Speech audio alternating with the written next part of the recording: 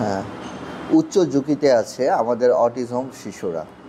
জি, এই গরমে সত্যি অনেক ঝুঁকির মধ্যে আছে আমাদের শিশুরা। তাই আজকেরই আলোচনা করব অটিজম শিশুর জন্য গ্রীষ্মকালীন পরিচর্যা নিয়ে আজকে কথা বলবো। বিশেষ করে বাবা-মা এবং কেয়ার গিভার যারা আছেন, বিশেষ করে স্কুলের শিক্ষক যারা আছেন, তাদের জন্য মূলত আজকের এই সেশনটা। আমি মোহাম্মদ নাজমান হাসান বলছি, অকুপেশনাল থেরাপিস্ট। তো সবচেয়ে প্রথম যে জিনিসটা বলবো সেটা হলো যে অজ্ঞতা, মানে জ্ঞানের যে ইয়াটা আমাদের শিশুদের, যেটা হলো যে বিভিন্ন সিজন সম্পর্কে আমাদের শিশুদের মধ্যে দেখবেন যে সিজনাল চেঞ্জ হলে কিছু কিছু জিনিস চলে আসে ওদের ভিতরে, হ্যাঁ, আচার ব্যবহারে বা মুভমেন্টে। তো বিশেষ করে দেখা যাচ্ছে গ্রীষ্মকালীন সিজনটা আসলে ওরা ওইভাবে নিতে পারে না। আমাদের দেশে গ্রীষ্মকালীন সিজনটা মোটামুটি শুরু হয়ে যায় মার্চ থেকে এবং জুন পর্যন্ত, জুন জুলাই পর্যন্ত এই সময়টা আমাদের গ্রীষ্মকাল থাকে। তার মাঝে মাঝে বর্ষাকালও থাকে, কিন্তু গ্রীষ্মকালের গরমটা অনেক বেশি থাকে। আর বিশেষ করে এইবার যেটা দেখা গেছে যে বাংলাদেশে যে প্রচুর গরম, হ্যাঁ, 40 ডিগ্রি সেলসিয়াসের উপরে চলে যাচ্ছে, যেটা আমরা আসলে অভ্যস্ত না, আমরা নিজেরা বড়রাও অভ্যস্ত না। হ্যাঁ, তো এই জন্য এটা একটা জিনিস। আরেকটা জিনিস হলো যে অটিজম বৈশিষ্ট্যপূর্ণ শিশুরা, আমাদের বিশেষ শিশুরা নিজেকে প্রটেক্ট করতে জানে না। ওরা জানে না কীভাবে নিজেকে সেভ করতে হয়। যেমন আপনার গরম লাগছে, আপনি কিন্তু ছাতা মাথায় নিয়ে বের হবেন বা মাথায় একটা ক্যাপ পরবেন, ঠিক না? বা একটু ঠান্ডা জায়গা দিয়ে হাঁটবেন, বা রাস্তায় হাঁটতে গেলেও চেষ্টা করবেন যে যেখানে যেখানে ছায়া আছে সেই সাইডগুলো দিয়ে হাঁটতে। কিন্তু অটিজমে ভুগছে শিশুরা কিন্তু এই জিনিসগুলো বোঝে না, তো ওরা নিজেকে প্রটেক্ট করতে পারে না, ঠিক না? অনেক সময় কিন্তু তারা হাতে ঘড়ি রাখতে চায় না, তারা টুপি রাখবে তো অনেক দূরের কথা। আর ছাতা তো অনেক কষ্টকর ব্যাপার হয়ে যাবে ওদেরকে, হ্যাঁ, ধরে রাখার একটা ব্যাপার আসছে, মনোযোগের একটা ব্যাপার আসছে এই জিনিসটা। হ্যাঁ, আবার আরেকটা যেটা জিনিস দেখা গেছে যে ওদের ভিতরে গরমে যে গরমে কমপ্লেন করার যে ব্যাপারটা, সেটাও কিন্তু আসলে আমাদের শিশুরা ঠিকমতো করতে পারে না। যে আমার গরম লাগছে, আমার পানি পিপাসা লাগছে, হ্যাঁ, আমার কেমন জানি বমি বমি ভাব লাগছে, আমার মাথাটা কেমন জানি ঘোরাচ্ছে, এই ধরনের জিনিসটাও কিন্তু তারা কমপ্লেন করতে পারে না। আমাদের অনেক শিশুরা আছে, তো এই জিনিসটা কিন্তু একজন বিশেষ শিশুর বাবা মা হিসাবে কিন্তু আমাদের সবসময় মাথায় চিন্তা রাখতে হবে। হ্যাঁ, আরেকটা যেটা জিনিস হলো যে গবেষণায় দেখা গেছে যে এই আমাদের শিশুরা কিন্তু, মানে যে কোনো শিশুরা কিন্তু বড়দের তুলনায় একটু ঘামে কম। মানে আমাদের ঘামটা তো আসলে জর্জর করে অনেক সময় দেখা গেছে গোসল করার মতো করে পড়ে, কিন্তু শিশুদের ক্ষেত্রে আসলে সোয়েটিংটা অনেক কম আসে। সেই জন্য আমরা প্যারেন্টসরা এই জিনিসগুলোকে অনেক সময় অবহেলা করে থাকি, বা অনেক সময় খেয়াল করি না। আসলে অবহেলা না, মানে অনেক সময় খেয়াল করে উঠতে পারি না যে শিশুটার কি আসলে পানি খাওয়া কম হচ্ছে কি না। হ্যাঁ, তো এই জন্য আরেকটা যেটা জিনিস, আর আমাদের যে ওয়াটার পটগুলো আছে, মানে পানির পটগুলো যে কিনি, বেশিরভাগগুলাই কভার দেওয়া থাকে যে কতটুকু পানি খাইছে শিশু আসলে বোঝা যাচ্ছে না। হ্যাঁ, কারণ ট্রান্সপারেন্ট ওইভাবে ওয়াটার পটগুলো ওইভাবে থাকে না এখন ইদানিং। এটা একটা জিনিস। আরেকটা হলো দেখা গেছে যে আপনার বড়দের থেকে কিন্তু শিশুদের পানি খাওয়ার প্রবণতাটা একটু বেশি করা উচিত, হ্যাঁ, বেশি প্রয়োজন। কারণ ওদের বডি মাসের যে রেশিওটা, ওটা কিন্তু একটু বেশি এক্সপোজার হয় ছোটোদের বেশি বড়দের থেকে। তো এই জিনিসগুলো কিন্তু খেয়াল রাখা উচিত। তো এই জন্যই আমাদের একটা কী করতে হবে, গ্রীষ্মকালীন একটা রুটিন করা উচিত। একজন অকুপেশনাল থেরাপিস্ট হিসাবে আমি প্রথমে আপনাদের যেই জিনিসগুলো সাজেশনে রাখবো বা রিকোয়েস্ট করবো, সেই জিনিসটা হলো যে ইনডোর এবং আউটডোর কিছু কাজ আমরা ভাগ করে নিব এই গরমের মধ্যে। যেমন ইনডোরে কিছু কাজ থাকবে, আউটডোরে কিছু কাজ থাকবে। আউটডোরের কাজগুলোকে আমরা লিমিট করে ফেলি। যেহেতু টেম্পারেচারটা খুব খারাপ, তাহলে শিশুকে আমাকে টেম্পারেচার সম্পর্কে শেখাতে হবে। হ্যাঁ, যে টেম্পারেচার গরম এবং ঠান্ডা।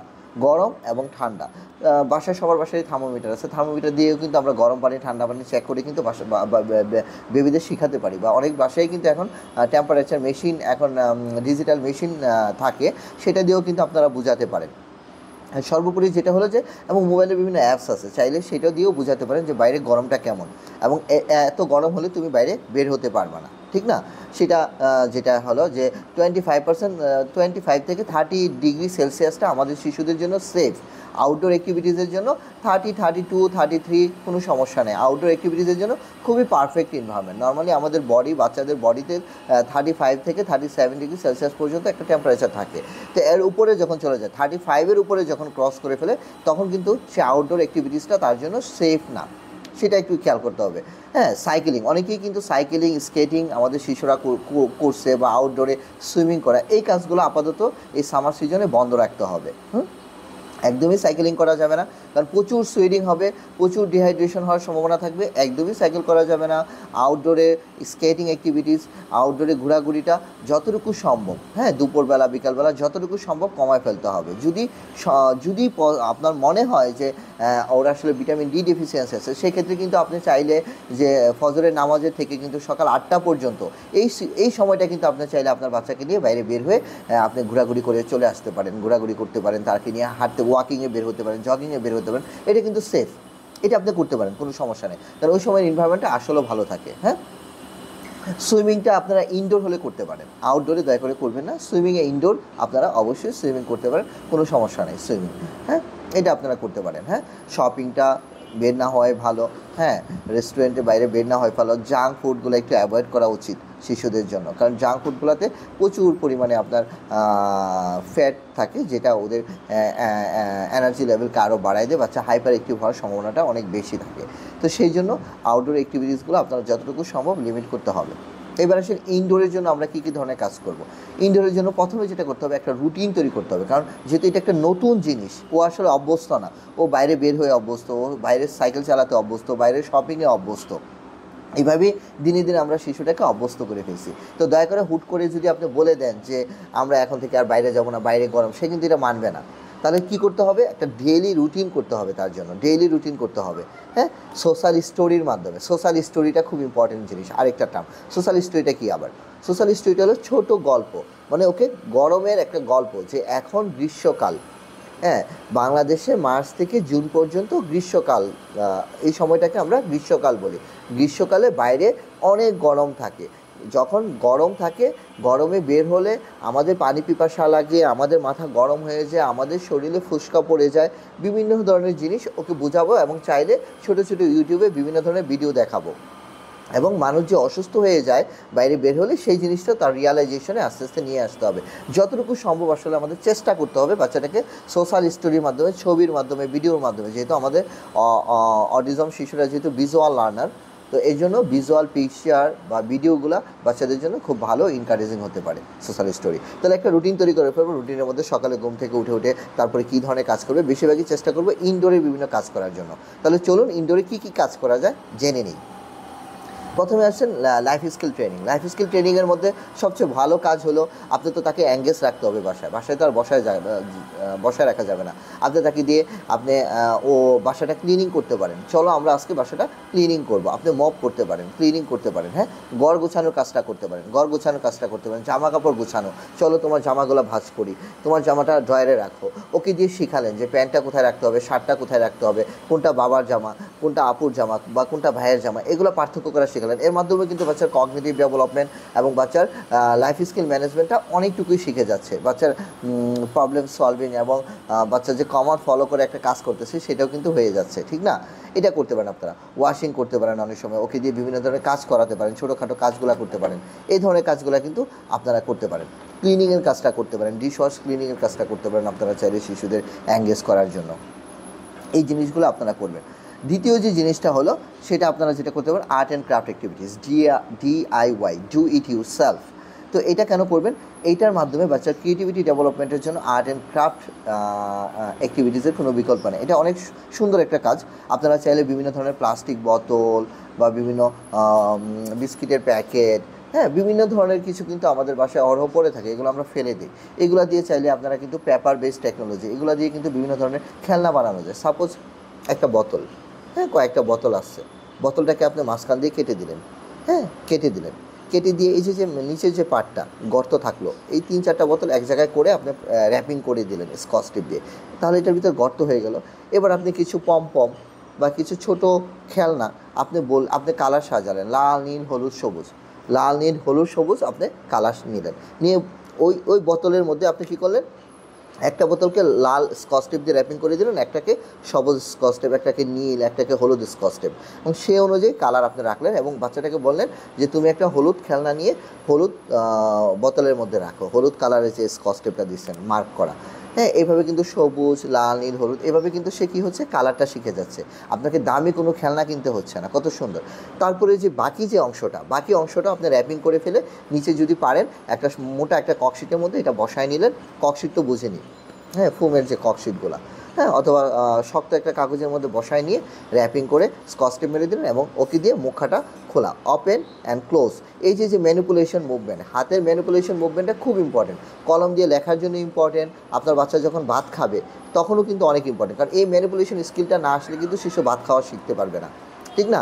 তো এই ম্যানিপুলেশন, হ্যাঁ, এই যে turn on and turn off, এই যে বোতল ক্যাপ, এটার জন্য কিন্তু খুব ইম্পর্টেন্ট একটা স্কিল। তো এটা কিন্তু বোতলের মুখ করাতে কিন্তু বাচ্চা শিখে যাচ্ছে। দেখছেন কত সুন্দর একটা খেলা, সিম্পল একটা বোতল দিয়ে আসলে হয়ে গেল। এই জিনিস চেষ্টা করবেন বাসায়, চাইলে এই জিনিসগুলো করতে পারেন। পাশাপাশি আপনারা যেমন সাপোজ একটা বোতল আছে, আপনি দিয়ে কিন্তু একটা এরোপ্লেন বানায় ফেলতে পারেন, ঠিক না? আপনি জাস্ট এই ধরনের বিভিন্ন ধরনের আইডিয়া আপনি গুগলে সার্চ করলে পাবেন। আপনারা এক একটা প্রোগ্রাম, এক একটা প্রজেক্টে 2 দিন 3 দিনের মধ্যে একটা প্রজেক্ট হাতে নিলেন, যে 3 দিন 4 দিন এটা শেষ করবেন। এর ফলে কি যখন আপনি ডিসপ্লে করে রাখবেন, এই বাচ্চার মধ্যে কিন্তু স্কিল ডেভেলপ করবে। ওর মধ্যে একটা ওর এই যে ব্রেন একটা জিনিস শেখানোর কাজে এর মধ্যে কিন্তু ওর ব্রেন ডেভেলপমেন্ট হচ্ছে। এবং অনেক বাচ্চা সেন্সরি প্রবলেম থাকে, যখন আপনি আটা দিয়ে এই জিনিসগুলো বানাবেন তখন কিন্তু তার সেন্সরি প্রবলেমটাও কিন্তু ইনশাল্লাহ আস্তে আস্তে কিন্তু চলে। এই জিনিসগুলো আপনারা করতে পারেন। টয়েস মেকিং, তারপর ড্রয়িং অ্যান্ড পেন্টিং, অবশ্যই প্রচুর পরিমাণে ড্রয়িং অ্যান্ড পেন্টিং করেন বাচ্চাকে। আমি সবসময় বলি যে বাচ্চাদের সবসময় যত ফ্রি স্ক্রিবলিং করা ভার্টিক্যাল সারফেসে, মানে ভার্টিক্যাল সারফেস মানে দেয়ালে যে সারফেসটা আর কি, হ্যাঁ, খাড়াখাড়ি সারফেসে করেন বা আপনি শুয়ে করান, বসে করান, কোনো সমস্যা নেই, কিন্তু ফ্রি স্ক্রিবলিং প্রতিদিন 2 নিজের মতো করে আঁকিবুকি করুন। যেসব বাচ্চারা অলরেডি ফ্রি স্ক্রিবলিং স্টেজটা শেষ স্ক্রিবলিং পারে, তাকে আপনি এবার স্ট্রাকচার স্ক্রিবলিংয়ের মধ্যে নিয়ে আসেন। মানে আপনি বড় বড় ছবি এঁকে দেন, আম এঁকে দেন, বড় আপেল এঁকে দেন, সে ফিঙ্গার দিয়ে সেন্সরি প্রবলেম আছে হাতে, তাদের কিন্তু সেন্সরি প্রবলেমটা চলে যাবে। সে যখন এই যে 18 জাতীয় জিনিস বা কালার, হ্যান্ড কালার দিয়ে যখন লিকুইড কালার দিয়ে যখন কাজ করবে, তার এটা কিন্তু সে চলে যাবে। এই জিনিসটা আপনারা দয়া করে এই ড্রয়িং কাজটা আপনারা করবেন।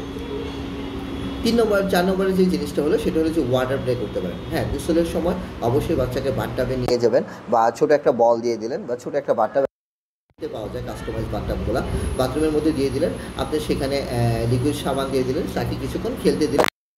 চাইলে ছোট ছোট মাছ অ্যাভেলেবেল কিনতে পাওয়া যায়, ছোট ছোট, এবং আপনি চাইলে একটা ফিশিং ক্যাট, হ্যাঁ, একটা ফিশিং নেট ইউজ করতে পারেন। ইভেন আপনার বাসায় যদি না থাকে, চায়ের যে চাকনিটা, সেই চাকনিটা ইউজ করেও কিন্তু চলো মাছ ধরি এবং মগে রাখো, মাছ ধরো। যে আই হ্যান্ড কোঅর্ডিনেশন স্কিল, এই যে একটা বাচ্চা যে মাছটা ধরতেছে এবং মাছটা রাখতেছে, ঠিক এই যে মুভমেন্টটা, প্রোনেশন, সুপাইনেশন, আই হ্যান্ড, চোখ এবং হাতের যে স্কিলটা, সেটা কিন্তু ডেভেলপ হয়ে যাচ্ছে সিম্পল একটা কাজের মাধ্যমে, এবং কত সুন্দর একটা কাজ। হ্যাঁ, এই খেলাটা কিন্তু কিন্তু এই গরমের সিজনে কিন্তু আপনারা যখনই বাচ্চাকে গোসল করাবেন, আপনার হাতে 15-20 সময় আছে, আপনি কিন্তু চাইলে এটা করতে পারেন। এবং অনেক স্ক্রাবার দিয়ে যখন মাজনিটা ইউজ করবেন, তার সেন্সরি প্রবলেম থাকলে সেটাও কিন্তু ইনশাল্লাহ চলে যাবে। অবশ্যই বেশি ঠান্ডা পানি ইউজ করা যাবে না, অবশ্যই ওয়ার্ম ওয়াটার অথবা নর্মাল যে ট্যাপের ওয়াটার, ট্যাপের পানি আলহামদুলিল্লাহ, হ্যাঁ, আলাদা করে আপনাকে ওয়ার্ম করতে হবে না। এই জিনিসটা আপনারা চাইলে করতে পারেন। মাঝে মাঝে খেলনা ক্লিন করতে পারেন, খেলনা ক্লিন, যেমন ওর একটা বাইসাইকেল আছে, চলো আমরা বাইসাইকেলটা আজকে ক্লিন করি। আপনার চাইলে চলো আজকে কার ওয়াশ করি, কার ওয়াশ করি কীভাবে, বাবা ছেলে একসাথে নেমে গেলেন, সবাই মিলে আপনারা গাড়িটাকে ওয়াশ করলেন, ওকে সাবান লাগাতে দিলেন, ওকে পানি দিয়ে করতে দিলেন। এই জিনিসগুলো কিন্তু আপনারা করতে পারেন, এগুলো পরিষ্কার করতে পারেন, এই জিনিসগুলো কিন্তু করতে পারেন। এটা খুবই এনজয় একটা গেম হতে পারে আপনার ফ্যামিলির জন্য সামার টাইমে। তারপরে যেটা করতে পারেন বাসায়, জুম্বা টাইম এবং মিউজিক টাইমটা হলো সোশ্যাল এবং ইমোশনাল রেগুলেশন স্কিল। একটা শিশুর সোশ্যাল স্কিল এবং ইমোশনাল স্কিল ডেভেলপ করার জন্য খুব ইম্পর্টেন্ট। যেমন এখানে আপনি সার্কেল টাইম করতে পারেন। যেমন কি করবেন, 3-4 জনে হাতে হাত রেখে সার্কেল করলেন, make a circle big big big small, এই ধরনের বিভিন্ন ধরনের রাইমস আছে। Do you do, how do you do, nice to meet you, nice to meet you, is your name, my name, wow। এই ধরনের যে সোশ্যাল গেম, একজন আরেকজনের সাথে পারস্পরিক যে মিথস্ক্রিয়াটা হচ্ছে, ইন্টারাকশনটা হচ্ছে, এই স্কিলগুলা কিন্তু এই যে ল্যাঙ্গুয়েজের যে স্কিলগুলা, সোশ্যাল স্কিলগুলা, হ্যাঁ, সোশ্যাল ল্যাঙ্গুয়েজ কমিউনিকেশন স্কিলটা কিন্তু আস্তে আস্তে ডেভেলপ হয়ে যাবে, শেয়ারিং, কেয়ারিং। হ্যাঁ, তারপরে কিন্তু কিছু জুম্বা এক্সারসাইজ আছে। জুম্বা এক্সারসাইজ বলতে আমরা যেটাকে বলি ব্রেন জিম এক্সারসাইজ। জি, ব্রেন জিম মানে বডির ব্রেইনের জন্য যে এক্সারসাইজগুলো, হ্যাঁ, ব্রেন বেস এক্সারসাইজগুলো, যেটাতে ব্রেন স্কিল ডেভেলপ হয়। কীভাবে করবেন, আপনি জাস্ট ইউটিউব স্মার্ট টিভিতে ইউটিউবে গিয়ে আপনি সার্চ দিবেন জুম্বা ফর কিডস, বিভিন্ন ধরনের রাইমস আসবে। আপনি হয়তো বা 2টা রাইমস বা 1 মাসের জন্য, যেমন I like to move it move it, I like to move it move it, এটা হতে পারে। হ্যাঁ, এটা হতে পারে the wheels on the bus go round. শুনছেন, অনেকবারই শুনছেন, কিন্তু আপনি জানেন না এটা ফিজিক্যালি কীভাবে পারফর্ম করতে হয়। যখনই আপনি ওই জুম্বা বা এই যে ব্রেন দিয়ে সার্চ দেবেন, তখন এই ধরনের এক্সারসাইজ আসবে যেগুলো আপনি ওদেরকে দিবেন, আপনি আপনার বাসায় বাচ্চার সাথে এটা করবেন 10 থেকে 15 মিনিট। দেখছেন অনেক বড় একটা ইয়া। ফাইনালি যে জিনিসটা হলো যে ওর জন্য বাসায় একটা দয়া করে, বাসা অনেক বড় কিন্তু শিশুর খেলার জায়গা নেই, সেটা হবে না। সামারে অবশ্যই একটা ইনডোর প্লে জোন বানায় ফেলতে হবে বাসাটাকে।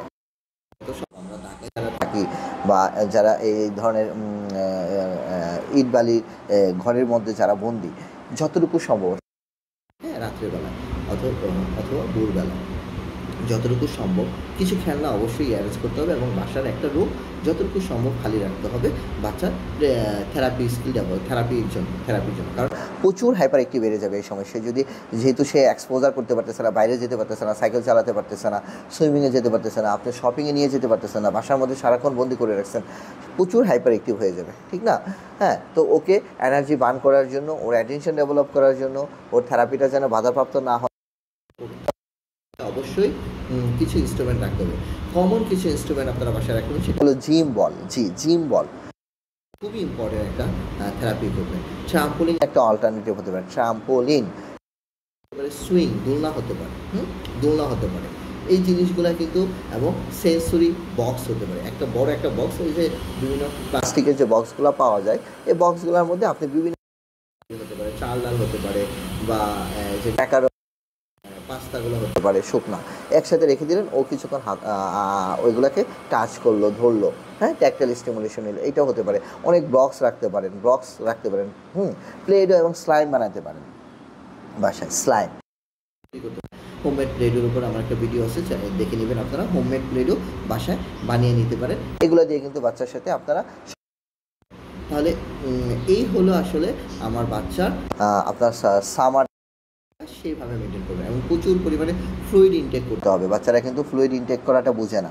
নর্মালি কিন্তু লিটার পানি কিন্তু প্রতিদিন একটা বাচ্চার খাওয়া উচিত, হ্যাঁ, বড় বাচ্চাদের, এবং ছোটো বাচ্চাদের কিন্তু 5 থেকে 5 কাপ পানি প্রতিদিন খাওয়া উচিত, হ্যাঁ, যতটুকু সম্ভব জুস করে, লেবু শরবত করে, যতটুকু সম্ভব আপনার ফ্লুইড ইনটেকটা যেন ঠিক থাকে, এবং খেয়াল রাখবেন যে প্রস্রাবটা যেন হলুদ না হয়ে যায় বা ব্রাউন কালার না হয়ে যায়, হ্যাঁ।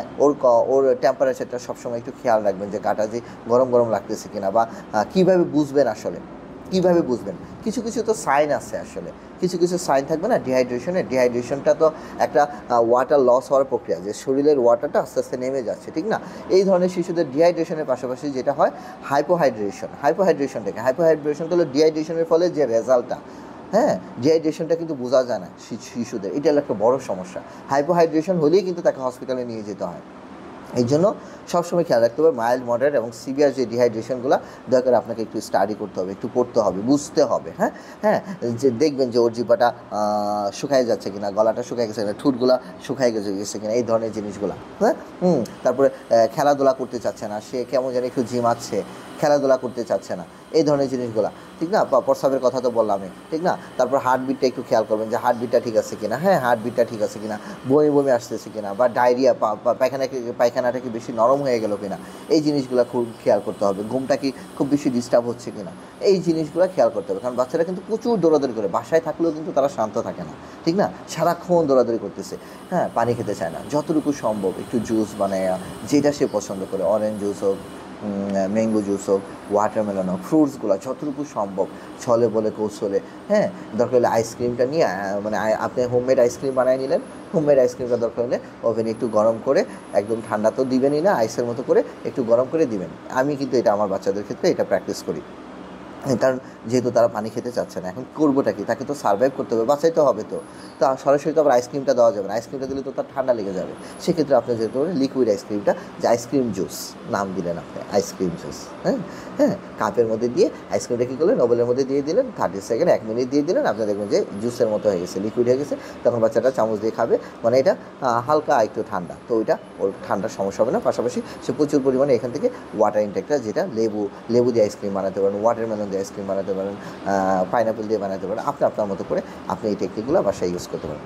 অবশ্যই এসি ইউজ করার ক্ষেত্রে খুব সাবধান থাকতে হবে। ইদানিং অনেক বাচ্চাই কিন্তু এসিতে থাকার ফলে ডিহাইড্রেশন হয়ে গেছে, কারণ প্রচুর পরিমাণে ঘরে এবং বাইরে গাড়িতে এসিতে থাকার ফলে তার মধ্যে ওয়াটার ইনটেকের প্রবণতাটা অনেক কমে গেছে। কমে যাওয়ার ফলে দেখা গেছে যে তার ডিহাইড্রেশন হয়ে গেছে, হাইপোহাইড্রেশন হয়ে গেছে। তো অবশ্যই এসি টেম্পারেচারটা যেন কোনোভাবেই যেন আপনারা কমাবেন না। 24-এর নিচে, 24 হলে সবচেয়ে স্ট্যান্ডার্ড, বলা হয় থেকে 24 হলে সবচেয়ে স্ট্যান্ডার্ড। আপনারা 20 পর্যন্ত নেন, এর নিচে নিয়েন না। কিন্তু অনেক জায়গায় আছে দেখেছি যে আপনার 18-তে দিয়ে 19-18-তে দিয়ে দেখে দেয়, এটাও দয়া করে করবেন না। অবশ্যই হোম টেম্পারেচার 24-25-এর মধ্যে রাখাটাই সবচেয়ে ভালো, এই জিনিসটা আপনারা করবেন। তো গ্রীষ্মকালের এই হলো অকুপেশনাল থেরাপিস্ট টিপস। তো সবাই ভালো থাকবেন, সুস্থ থাকবেন। আসসালামু আলাইকুম ওয়া রাহমাতুল্লাহি ওয়া বারাকাতুহু।